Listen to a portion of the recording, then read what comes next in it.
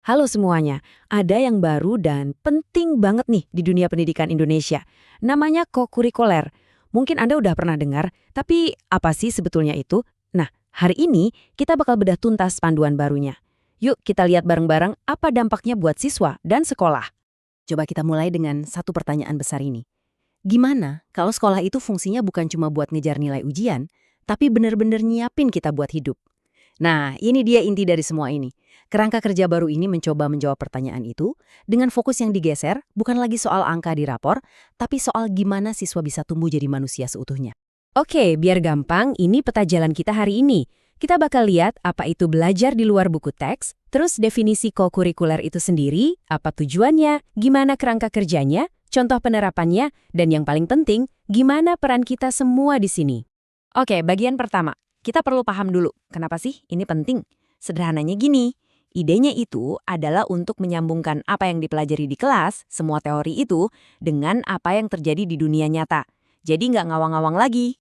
Karena begini, menurut panduan ini, pendidikan yang bagus itu bukan cuma soal bikin anak pintar, bukan cuma soal otak, tapi soal gimana mereka bisa tumbuh secara utuh sebagai manusia. Jadi, ya pikirannya, hatinya, cara dia bergaul, semuanya diasah. Tujuannya satu, membentuk manusia yang komplit. Nah, sekarang kita masuk ke intinya. Jadi, apa sih sebenarnya kokurikuler ini? Mungkin buat para orang tua dan guru, istilah ini udah mulai sering kedengeran ya. Biar nggak bingung lagi, yuk kita bedah definisinya bareng-bareng. Kalau mau disederhanakan, bayangin aja kokurikuler ini kayak jembatan.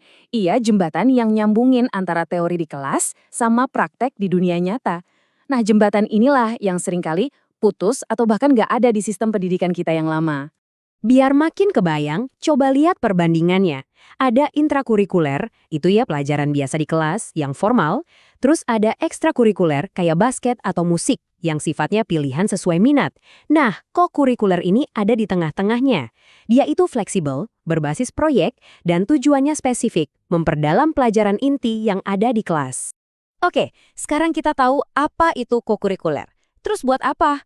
Nah, tujuan akhirnya itu jelas banget, membentuk sesuatu yang disebut profil lulusan. Ini semacam blueprint kompetensi yang diharapkan dari setiap siswa. Dan inti dari profil lulusan ini bisa diringkas dalam satu angka. Angka 8. Yap, ada 8 dimensi utama yang mau dibangun di dalam diri setiap anak yang lulus dari sekolah. Dan ini dia ke-8 dimensi itu. Ada keimanan, kewargaan, penalaran kritis, kreatif, kolaborasi, mandiri, sehat, dan komunikasi. Penting buat diingat ya, ini bukan sekedar daftar checklist. Ini tuh cetak biru untuk menghasilkan lulusan yang siap hidup, bukan cuma siap ujian. Pertanyaannya sekarang, gimana cara menyatukan 8 hal tadi ke dalam proses belajar sehari-hari? Nah, panduan ini memperkenalkan sebuah kerangka kerja yang keren, namanya pembelajaran mendalam. Kerangka ini benar-benar ngejelasin gimana semuanya bekerja. Coba lihat deh, di bagian paling tengah ada 8 dimensi profil lulusan tadi. Itu intinya, tujuannya. Terus, itu semua dibungkus sama prinsip-prinsip belajar yang bikin pengalaman belajar jadi penuh kesadaran, bermakna, dan yang penting, menyenangkan. Jadi, ini bukan lagi soal transfer ilmu satu arah, tapi soal pembelajaran yang benar-benar meresap ke dalam diri siswa. Oke. Ini mungkin bagian yang paling ditunggu-tunggu, terutama buat para orang tua dan guru. Gimana caranya semua konsep keren ini diubah jadi kegiatan nyata di sekolah? Gimana prakteknya? Nah, kabar baiknya, panduan ini tuh nggak kaku sama sekali. Sekolah justru dikasih keleluasaan, fleksibilitas buat milih dari 3 cara utama. Jadi, bisa banget disesuaikan sama kondisi dan kebutuhan siswa di tiap sekolah. Jadi, 3 cara itu apa aja? Pertama, ada proyek lintas disiplin, jadi gabungin beberapa mata pelajaran buat mecahin masalah. Kedua, ada gerakan pembentukan karakter, contohnya gerakan 7 kebiasaan anak Indonesia hebat atau G7KAIH.